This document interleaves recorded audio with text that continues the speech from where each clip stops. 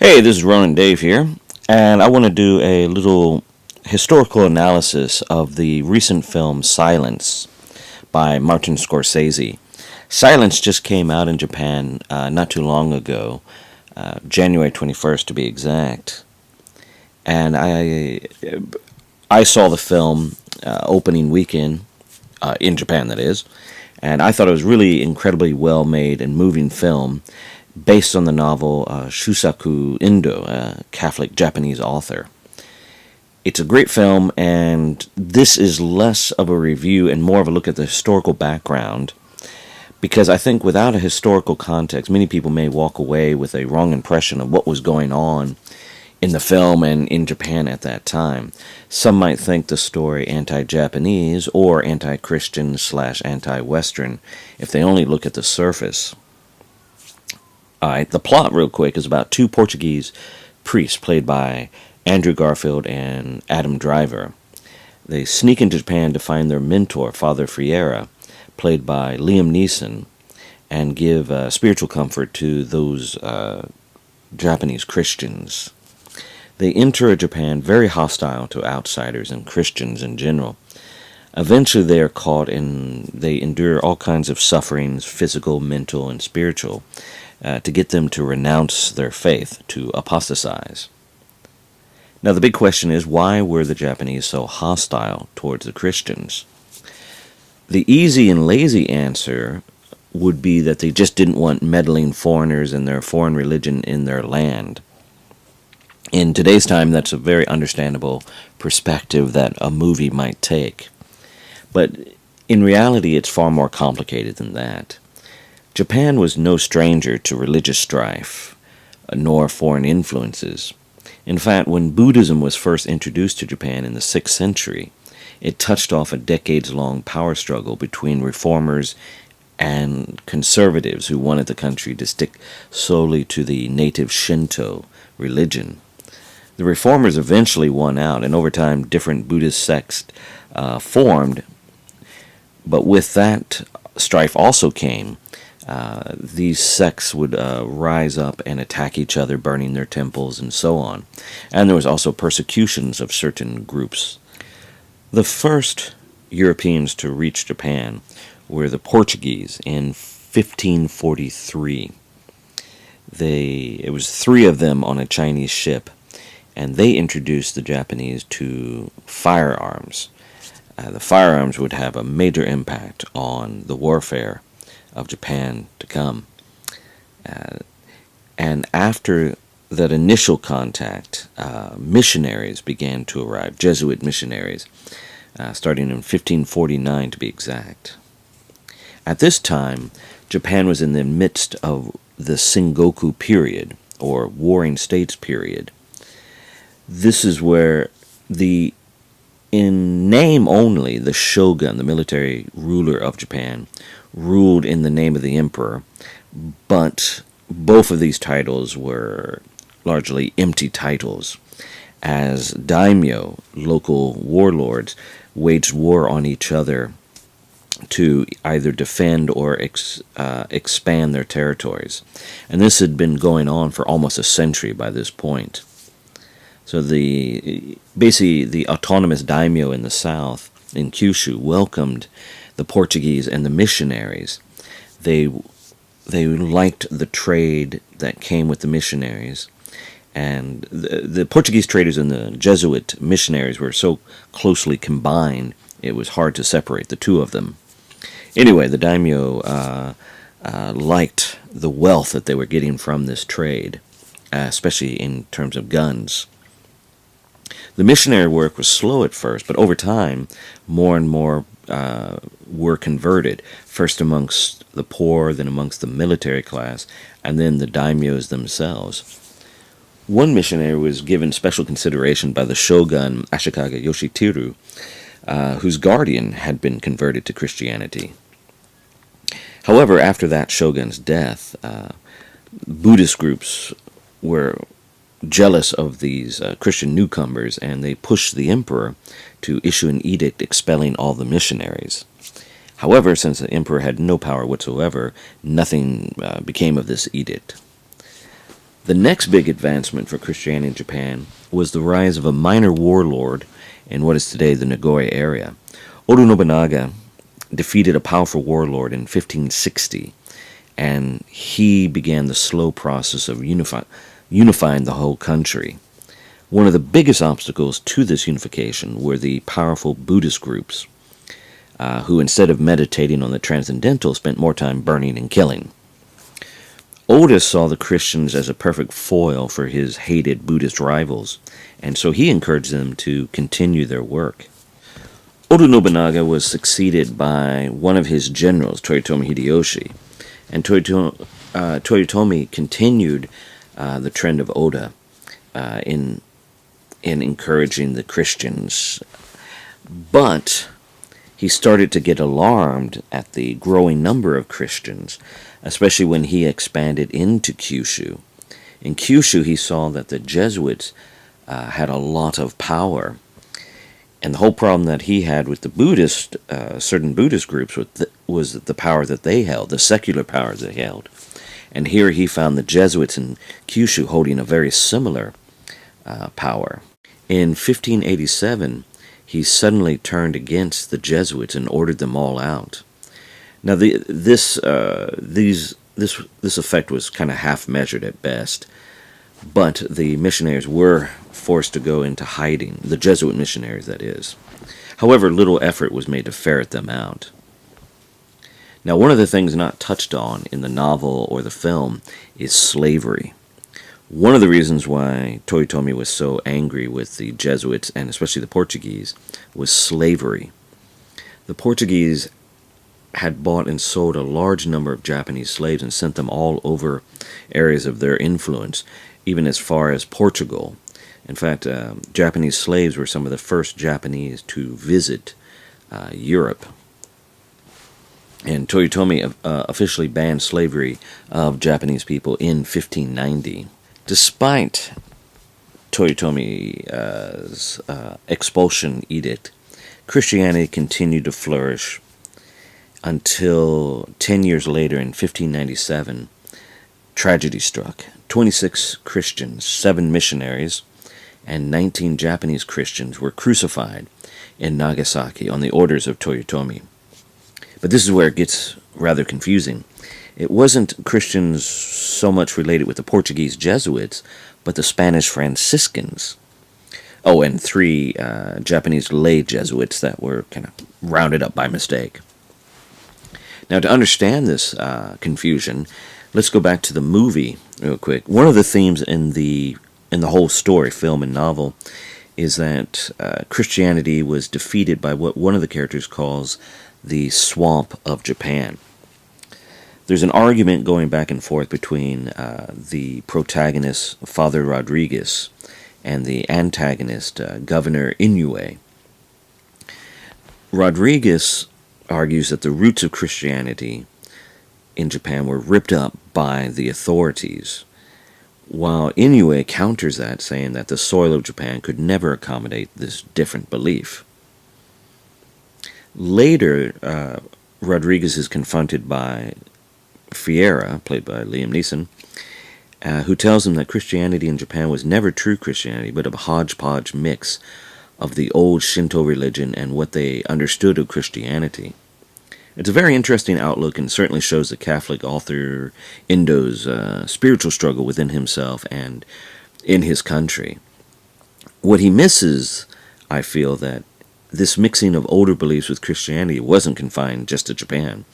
Europeans were awash in old lingering pagan traditions because, like the poor Japanese peasant, the medieval European peasant didn't fully understand Catholic Christianity, where Mass was done in Latin and not in their native language. The crucifixion at Nagasaki had less to do about this spiritual swamp of Japan and more to do with the meddling of politics and other things. This is hinted, though, in the overall story with an anecdote that Inoue tells to Rodriguez about a lord who had 4 bickering concubines. The lord eventually expelled these concubines and found peace. The 4 concubines represent Portugal, Spain, England, and Holland. In the novel, it's expanded a little bit more, explaining how the concubines, i.e., the rival nations and missionaries, were constantly maligning the others to their lord. And this, of course, was true in the history.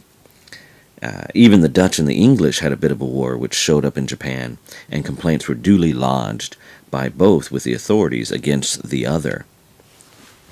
The Spanish had grown jealous of the Portuguese monopoly on Japanese trade, while the Spanish religious orders, such as the Franciscans and Dominicans, grew jealous of the Jesuit monopoly of missionary work in Japan.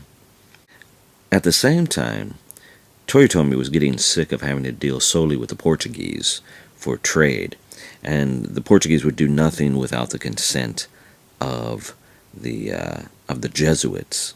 One time, Toyotomi tried to make the Portuguese sell their wares at a lower rate, and they refused to do so. See, Toyotomi, he was in the process of unifying the whole country under his rule, and he didn't like this group of outsiders having as much power and influence as they did. Part of this is just Toyotomi's own probably insecurity. He was not from the daimyo class. He was the son of a farmer foot soldier who, through luck, skill, and wit, rose to become the most powerful man in Japan. But still, he was very careful about making sure his authority was respected. Toyotomi saw the Spanish and the Franciscans as kind of a way to break the monopoly of both the Jesuits and the Portuguese traders. And there's good reason to believe this, because in 1587 he made his expulsion edict that all the Jesuit missionaries had to get out of Japan. But the Franciscans came in, and they were preaching openly, and nothing was ever done against them until 1597. And one of the reasons I think for that is there's two reasons that Toyotomi turned against the Franciscans. One, I think he was just in an overall bad mood because his campaign in Korea, which is part of his vainglorious attempt to take all of China, this campaign had stalled, so he wasn't very happy. But also, around the same time, in about 1596, a story was going around about an irate Spanish captain. This captain had lost his ship to the Japanese, and he wanted to get the ship and its wares back. And he was reported to have made a threat of Spanish power, saying that they would use the Christians to rise up and strike in the name of Spain, as part of their tactics in other areas. Now, whether or not this was true or this would have ever happened is debatable, but it probably did not sit well with Toyotomi. And another factor is that at this time in 1597, there's a good chance that Toyotomi's mental health was declining, as he had recently killed his nephew and his old tea master friend. Now, Toyotomi died in 1598, and for about 2 years, Japan was too busy worrying about what was going to happen next to worry about the Christians. During this time, the Portuguese and the Spanish, the Jesuits and the Franciscans, and other orders continued to vie against each other for control of the trade and missionary work, when suddenly, out of the blue, Protestant Dutch and English appeared. In 1600, a Dutch ship arrived with an English pilot. Those of you who have read or seen the miniseries Shogun may be familiar with this story. The Dutch and the English pilot came into the hands of one of the most powerful men in Japan, Tokugawa Ieyasu. From the Dutch, and especially the English pilot, William Adams, Tokugawa learned a wealth of information about what was actually going on in Europe and other parts of the world. He discovered that the Spanish and Portuguese and also the Catholic religion, did not control everything. Tokugawa defeated his enemies in a great battle at Sekigahara in late 1600. 3 years later, he was named shogun, military commander of the nation. Now, while not outwardly hostile towards Christians, he was very wary of them. In his youth, Tokugawa had to fight Buddhist militants in his old province, and he even got shot. So he had little desire for another potentially religious militant sect, such as the Christians or Buddhists, to cause some kind of uprising. He wanted the trade, but he didn't want the missionaries. In the beginning, Tokugawa tolerated his officers being Christian, until one day, after the death of a trusted advisor who was a Christian, it was discovered that this so-called friend had a plan drafted to overthrow the shogun using foreign soldiers. This plot kind of harkened back to the words of that irate Spanish captain in 1596. Tokugawa then dismissed Christians from his service, and in 1614 he officially ordered the expulsion of all the missionaries and prohibited Christianity. His son and successor, Hidetada, went further by banning Christian books and forcing Japanese Christians to give up their religion, killing those who would not. But he was outdone by his son Iemitsu. Tokugawa Iemitsu, the third shogun of the Tokugawa dynasty, is, in my opinion, the silent antagonist of the film and novel. He's never mentioned, but nevertheless he cast a long shadow over the whole story. The two priests knew nothing of him. The peasants probably only knew of Iemitsu by his title. Only their samurai overlords and persecutors knew of Iemitsu, and that was mainly through his strict laws and edicts. Iemitsu is an interesting character and should be studied to understand better the story of silence. Iemitsu was a samurai of the new generation, a generation which did not know war. His father and his grandfather had grown up fighting all their life, but not Iemitsu. And I think he seems to have had a bit of an inferiority complex due to this. And I feel that he overcompensated for this by being very showy and heavy-handed. At one point, he threatened the daimyo with war if they thought him weak. It was in Iemitsu's day a rebellion broke out in Kyushu in a place called Shimabara. The rebellion originally started out against a cruel and oppressive daimyo, but it attracted many Christians, and it came to be seen as a Christian revolt against the shogun. Putting down this revolt proved to be very difficult and ultimately embarrassing.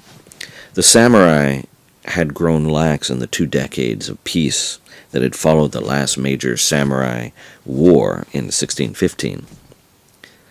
The rebellion was finally squashed in 1638, and the rebels were completely and brutally dispatched. It was believed that the Portuguese aided the rebels, so the shogun prevented them from trading with Japan or even coming to the country ever again. In fact, in 1640, a Portuguese ship showed up begging to resume trade. That ship was seized, burned, most of the crew executed, and a few sent back with the warning, never come back to Japan again. The only Europeans from then on allowed to trade with Japan were the Dutch, who had no interest in missionary work. The Dutch were set up in Nagasaki, in a highly confined area, and Nagasaki itself was completely controlled by the shogun government. No longer could Kyushu daimyo grow wealthy off the trade of foreigners. So, it was after this costly rebellion of Shimabara that our two main characters arrived. So very important to understand what was going on at that time. They arrived in a country headed by a paranoid government who wanted to maintain their power at all cost. This shogun government was afraid of outsiders, afraid of Christians, and afraid of what they called the outer lords, daimyo, the Tozama. Tozama were lords who did not join the Tokugawa clan until after the Battle of Sekigahara in 1600. The Tokugawa government was so worried about the various daimyos under their control that they passed a law in the 1630s requiring every lord to visit Edo, the shogun's capital. They had to visit every other year and live there for a space of time. Meanwhile, their wives and children were required to stay there as permanent hostages. It was Iemitsu's government which pressured the lords of Kyushu to persecute the hidden Christians in their fiefs. This is the background behind the persecutions that we see in the film. The governor Inoue and the others are not so much motivated by a kind of anti-religious fervor, but by the order of law. They had to do this because if word got out that there were Christians in their fief practicing openly, they would have been punished and likely executed. This is why in the story, the priest Rodriguez is told that it's just a formality to step on the image of Jesus, the fumie.